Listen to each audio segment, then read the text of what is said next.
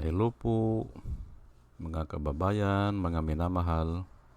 Hello po sa inyong lahat. Isang magandang umaga po. Good morning po. Ngayon po ay 1 ng Hulyo, July 1, 2024. At ang oras po dito sa Los Angeles, California ay 6:34 ng umaga. Alas 6:34 ng umaga po, Monday, at medyo maganda ang panahon. Nais ko lang mag-vlog patungkol dito sa investigasyon ni Benny Abante, ni Congressman Benny Abante. Kasi may nagbigay ng comment doon sa tinatalakay ko,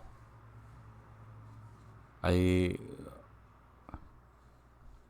sasagutan ko. Opo. Ang title ko po ay ang masasabi ko sa investigasyon ni Benny Abante. Kasi yung mga ibang vlogger po ay mayroon silang inuugnay na pwede raw ihinto yung ICC dahil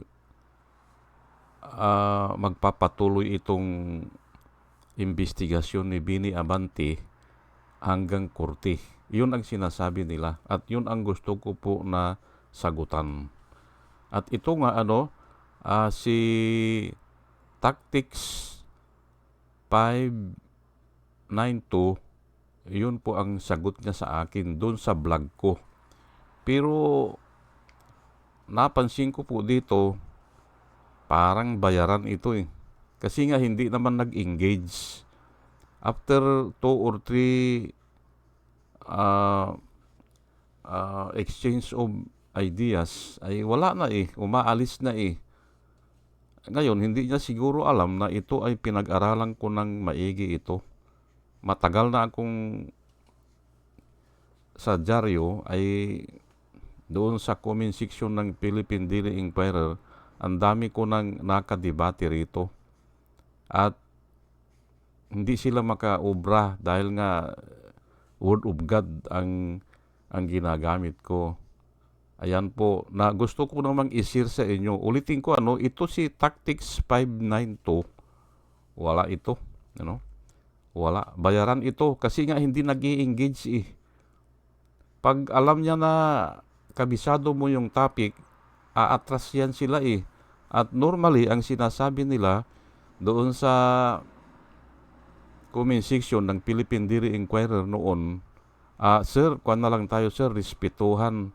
Respect mo ang opinion ko, irespeto ko rin ang opinion mo. Wala na. Iisa ang sagot nila. Kasi alam nila na hindi nila kaya eh.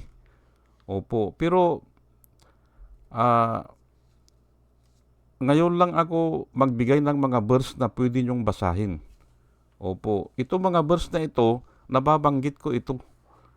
Matagal na, pero hindi nyo nababasa. At kulang pa nga ito eh. Pero ay kulang nga ang oras, ay nililimit ko lang sa 30 minutes. Kaya pagpasensyahan nyo lang po basahin ko muna yung comments niya ni Tactics 592. Ito nga 3 days ago, kagabi ito iyon ang sagot niya sa akin. Si Munjard, sabi niya 8148. After the Congress hearing sa drug war, kung hindi paborable ang findings kina PPRD, mag-recommend ang Congress for filing of case against PPRD et al. Of course, these cases shall be filed in our courts, which will take cognizance of these cases as a matter of jurisdiction. The ICC will be stopped on the grounds of local court sovereignty over ICC. Willing naman si PPRD na harapin ang mga kaso laban sa kanya, but only here in the courts of the Philippines. ICC should stop its intrusion to our internal affairs and should not be bullying our judicial system, which we ought to defend and protect, being a sovereign and freedom-loving people. Ayan po ang answer niya, na halatado naman na wala namang wala namang sustansya, general term lang. Opo, at ito po ang wawasakin ko sa pamamagitan ng Biblia. Opo, wawasakin ko po itong mga ganitong style. Actually, pangalawang answer na niya ito, pangalawa. Pero pangatlo, wala na. Ina-answeran ko po ito eh. Opo, doon sa vlog ko, doon siya nagbigay ng ganitong komento. Pero nga, ay napapansin ko na mayroong ganito na kumakalat din na mga balita. Opo. O mga vlogger na ganyan ang sinasabi. Ihinto na yung kay Abante. Hindi. Ihinto na ang ICC dahil mayroon na si Abante. Ayan. Yan ang kwan nila eh. Pero bago ang lahat, bago po ako magpatuloy, ay nais ko munang batiin yung mga magpasalamat po ako sa mga subscriber po natin. Ito po sila, si Rosana Narumi ng Japan, Al Olalia ng Bacolod, Pampanga. Salamat po sa inyong lahat. Libra Girl, Alex Sarmiento, Dolor Garcia ng Milano, Italy, Nana Antibi ng Bahrain, Will Utaib ng Laguna, Nelson Balyaran, Julia Magbanua ng Singapore, Andre Deliver, Arnold Pernan ng Cebu, Larry Narvaez, Josia Lan, Elenita Sculptor ng Germany, Bin Puno, Leti Peralta ng Mamburao Occidental, Mindoro. Mayroon akong gustong isubject dito na dyan, may namatay dyan sa kwan na riding in tandem. Nakatago sa akin yung record na pulis yung kwan, yung riding in tandem. Nahuli sila ng mga taong bayan. Opo, pero titignan ko. Alam ko may record ako noon dyan sa Mindoro yan nangyari. Maribel Baligat Colio, Querticio, Juna M, Rinaldo Abintino, Mil Herrera ng Ibaston, Illinois, Ernesto Aburque, Placer E. Duarte, Hias Bin San Juan, Roman De Paz, Mary Grace Santos, Pacmando, John Cabrera, Lowen Sigako, Ike Maglasang, Linda Trasmonte, Linda Walton, Sasha Andigwid, Lenny Bungat, Agripino C., Eduardo Gonzales ng Singapore, Bumble D., Juana Doco, Ernesto Honrado, Josephine Lucas, Bert Abogado, Dimitrio Pascual, Soledad de Maculangan, Brinda Martin, C.G. Turio, Mirchor Tolentino, Brother Pacamara, Manuel Lim, Danilo Magno, Lawrence Alindayo, Edelberto Infante, Bus Reyes, Paul Vincent Lim, Sonny Gaya, Rupino Baldos, Betty Velasco, William Ilay, John D. Cinco, Victorino Repran, Norman Nabatar, Bonifacio Avila, Danilo Magno, Carl Alman, Salvi Ibanez, Domos Ticton, Tib Mercado, Bernadette Francisco, User P.O., Cyril Andres, Hermihedel Dugarte, Ruben Delpin, Mama Gina, Lanzo Mintag, Leonardo Asibis, at saka si Jose Tosi. Salamat po sa inyong lahat. At ito naman po ang mga vloggers na nire-recommenda ko po sa inyo na ating panoorin at suportahan. Nakikita ko po na sila ay magkatotohanan at ang nilalaban po nila ay para sa kabutihan po ng bayan. Ito po sila, Michael Apasible Bulletin, Attorney Inso Recto, Bonyog Pagkakaisa, Vlogcaster Armandin, Engineer Toto Kausing, Aling Marie, Mr. Sa Totoo Lang To, Christian Isgera, PMTGR Vloggers, The Action Man, Roy Japantor, Divina Apostol, CG Pichay, Kapihan ni Art at Ago, Dimjus Journey, Kakamping, Ang Batas with Attorney Claire Castro, at saka yun si Waldi Carbonil. Ugaliin po natin na manood sa kanila at marami po tayong matututunan sa kanila. O sige po, at tayo po ay tuloy-tuloy na po sa ating topic. Ang topic ko po ngayon o ang title ko po ngayon ay ang masasabi ko sa investigasyon ni Bini Abante. Na kung saan yun nga ang sinasabi ko dito na ginagamit ng iba sa propaganda para ihinto na yung ICC. Ay mali po yung mali po yan. At yan nga ang papatunayan ko ngayon. Yan ang papatunayan ko. At ito nga, maganda ngayon dahil mababasa nyo po yung mga verse. Opo. Pinagsama-sama ko ang verse tapos magbibigay ako ng conclusion ko na galing din ito sa mga verse. Opo. Hebrew 6:13 hanggang 14. Ito po ang ating mababasa.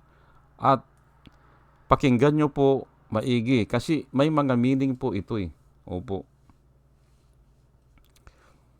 When God made His promise or when God made His covenant to Abraham, since he had no one greater to swear by, He swore by himself, saying, I will surely bless you, and in multiply your descendants, sabi niya. Pero, sasabihin ko doon sa kabisado ko na verse po, when God made a covenant with Abraham, since there is no one greater to swear by, He swore by himself, saying, surely blessings I will bless you, and in multiplying I will multiply you. Yun po ang sinabi. Pero ang gusto kong ipahiwatig dito, since there is no one greater than God, He swore by himself. Ayun po, sumumpa siya sa kanyang sarili. Ayan po ha. O, sige. Nakipag-covenant siya kay Abraham o nag-promise siya kay Abraham. Kung ano man ang tawag mo diyan, kung covenant man yan o nakipagkasundo o nag-promise siya, ay basta nag-swear siya. Okay.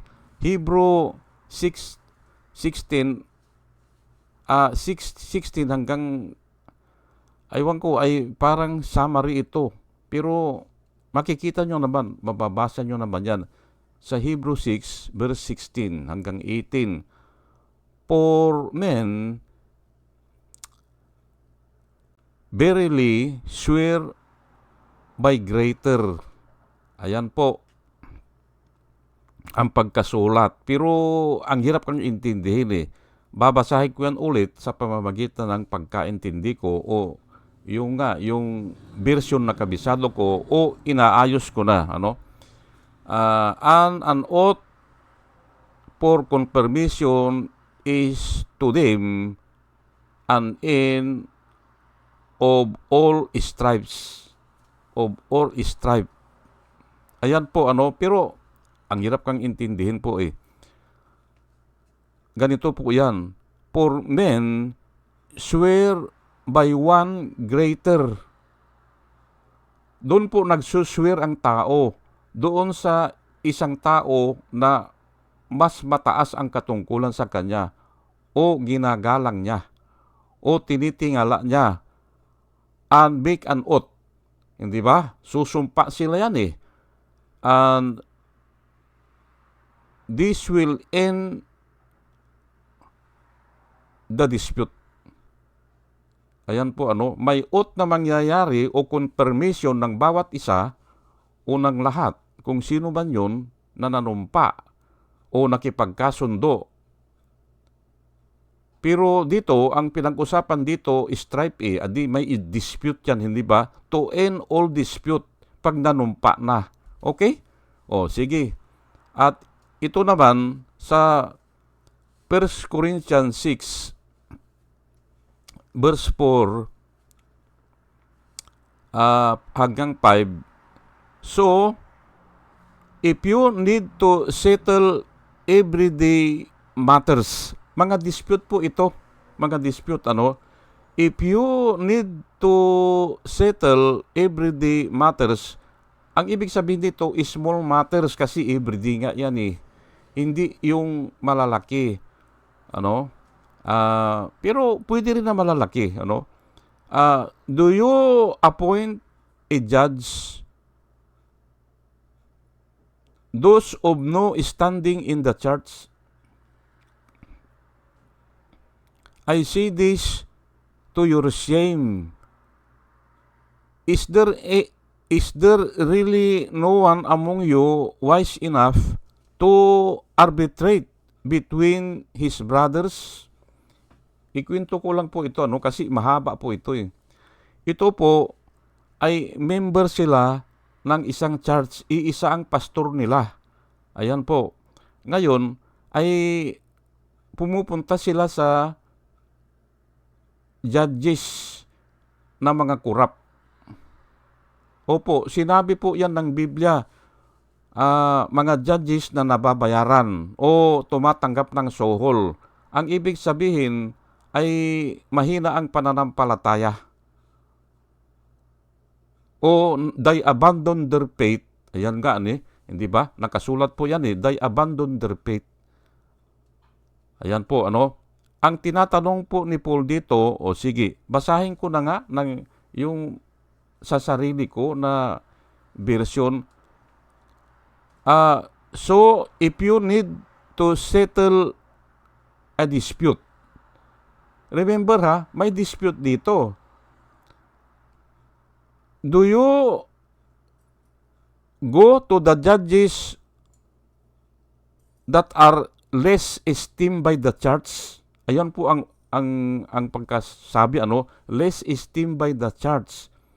O hindi masyarong pinapangarangalan ng church. O kaya sa ibang version, do you go to the judges o to the judge who are not respected by the church, or sa iba ay sinabi na corrupt. Ayan po corrupt na judge. Pupunta ka ba dun sa corrupt na judge? Yun ang sinasabi dito. Ngayon, ang sabi po dito ay, I say this to your shame. Sinasabi ko ito para ipahiya kayo. Ang sabi ni Paul. Is there really no one among you? Wala bang isa sa inyo na competent enough o wise enough to settle dispute among brothers?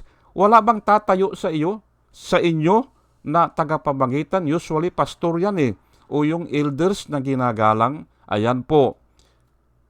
Patungkol po ito sa mga judgment, di ba?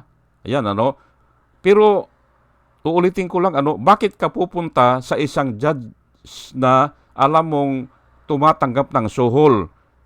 Ayan po, hindi ba? So, kung ayaw mo, ay hindi ka napupunta dyan. Hindi ba? Kung alam mong ganun, at yan na po ang nangyayari. Hindi mo mapipilit yung namatayan. Hindi mo mapipilit yung mga tao na oppress. Yung mga tao na umiiyak, na humihingi ng ustisya, hindi mo sila mapipilit kasi alam nila wala din mangyayari. Hindi ba? Wala mangyayari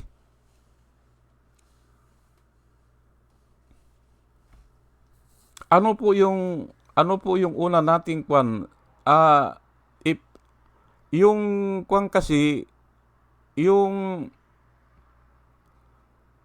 ano ba yon? Yung oath, hindi ba? Yung oath o yung panunumpa ay it will end all dispute. Ayan po, kasi nga mayroong kwan yan eh, may darating na sumpa yan eh, yung may gagawin kayo to settle the dispute. Ay pero ito si Duterte, hindi naman ito tatalima dun eh. Hindi ba? Nangako na nga yan, hindi ba? Yung mga pangako niya, o yung pala pangako, na hindi naman niya tinutupad eh. Oh, aalisin niya ang droga in 6 months. Nangyari ba? Hindi. Oh, Pogo, hindi ba sabi niya, Pogo, malinis yan, sabi niya eh. Oh, Pogo, malinis yan, sabi niya. Nangyari ba? Hindi eh. Hindi ba? Kaya lahat ng sinasabi niya, hindi naman natutupad. Ay bakit ka pahaharap sa isang judge na, naku, ayan po, hindi ba? Kaya papabulaanan ko yung si tactics sa 592. Hindi po kailanman na mangyari na si Duterte ay haharap sa husgado. Hindi po mangyari yan. Oh, bakit? Ay siya po ang pinakamataas eh, bilang presidente, siya po ang pinakamataas. Hindi ba? Paano siyang magswiswir sa isang tao na mababa sa kanya? Oh, ang tingin lang niya dyan sa mga hurado na yan, tauhan niya. Dahil nga hawak niya ang executive. Ay ngayon, ito mga walang hiyang mga kwan na ito, itong mga senador na ito, sumalib sila eh. Hindi ba? Binilanggo nila si De Lima. Oh, ay adi, ano pang iisipin ng mga tao niyan kung ang senador ay kayang ibilanggo sa mga kasalanang hindi naman niya ginawa? Hindi niya ginawa eh. Pero kumuha sila ng mga testimonya nanggaling sa Bucor o sa mga bilanggo. At yun ang ginamit niyang testigos.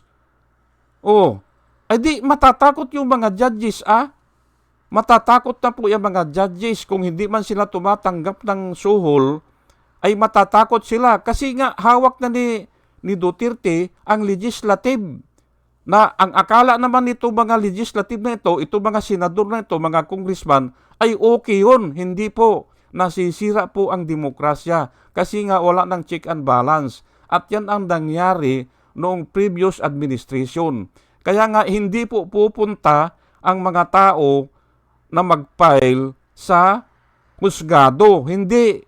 Alam nila kasi na wala din mangyayari eh. At ito nga ay nasa Biblia nga eh.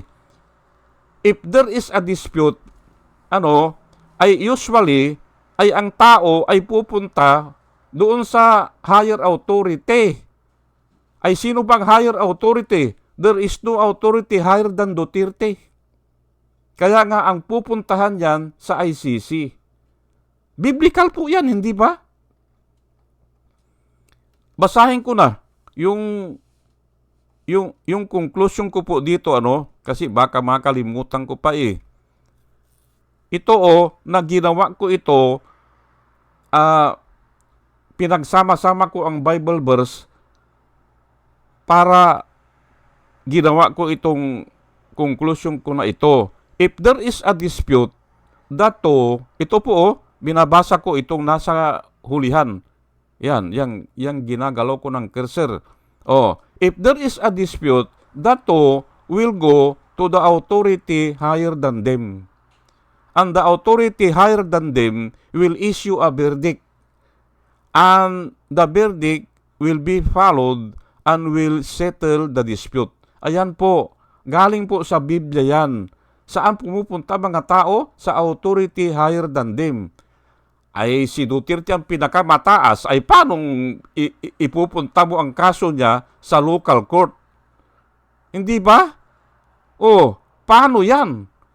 Ay sinabi ng Biblia, ay because there is no one higher than God, God made swear to himself, sa kanya siya nanumpa. Ay ito si Duterte, kahit naman manumpa ito hindi ba? Kahit na manumpa yan, ang dami nagang sinasabi yan hindi ba? Hindi naman nangyayari. O, hindi ba? O, kaya nga dapat siya ay humarap sa higher authority, sa ICC. At kung papalpak ang ICC, mayroon pang isa na yun na ang pinupuntahan talaga ng mga taong mahihirap. Ipapasa Diyos na lang namin, sabi nila Kasi alam nila na ang pinakamataas na authority ay ang Diyos. At nangako naman ang Diyos na vengeance is mine, I will repay. Ayan po, hindi ba? Basahin ko lang itong Luke 4:23. He said to them, surely, si Jesus Christ po ang nagsasalita nito, surely, you will surely say these proverbs to me. Sabi niya, you will surely say this proverb to me, physician, heal yourself. Ayan po, whatever we have heard done in Capernaum, do also here in our country. Ayan po ang sinabi ni Jesus Christ. Pero ang gusto ko lang kunin dito, physician, heal yourself. Doktor, gamutin mo ang iyong sarili. O kaya, doktor, operahan mo ang iyong, halimbawa, appendicitis yan, di ba? Doktor, operahan mo ang iyong sarili. Pwede ba yun? Ang tanong ko po sa inyo, pwede bang imbestigahan ni Duterte ang sarili niya? O yung mga pulis ang sarili nila? Yung mga pumatay, hindi po. Kaya dapat ang mag-imbestiga sa kanila yung higher authority. Ulitin ko lang pwede bang sabihin natin kay Duterte? Kasi pulis po ang pumatay ay mga tauhan niya yan. Ay sino mag-imbestiga ngayon? Pulis? Hindi pwede po. Si Duterte, imbestigahan mo ang iyong sarili, hindi po pwede. Kailangan iba. Hindi ba?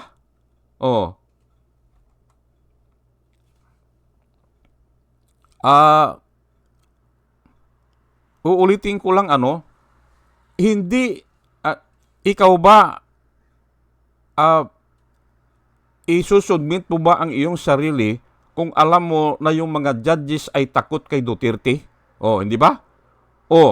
Isusubmit mo ba ang iyong sarili? Kasi nga, pag nasa korte na yan ipresenta mo ito, dalhin mo ito. Hindi ba? Magtestigo ka dito. You are presenting yourself. Kasi nga, pumunta ka doon sa korte. Ay, dadalhin mo ba ang sarili mo para bulatlatin ng korte o ng judges na alam mong nababayaran? Yan po ang sinasabi ko, na alam mong natatakot kay Duterte. Dahil nga, hawak ni Duterte ang ang kongreso Hindi ba? Ayan po ang sinasabi ko. Kaya hindi pwede. Ngayon, itong investigasyon ni Abante ay lang ito in aid of legislation para gagawa siya ng batas. Hindi para i-prosecute si Duterte. At wala po silang power na yung to punish somebody. Wala. Pwede nilang i-recommenda yan, nakasuhan yan, pero hindi sila ang magdi-decide dyan. Wala po silang power para iparusahan yung isang tao. Wala po. I-recommenda lang na kasuhan. Ganun lang po yan para maintindihan po natin.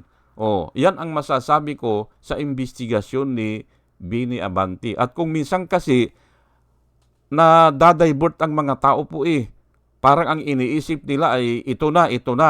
Si Abante hindi po.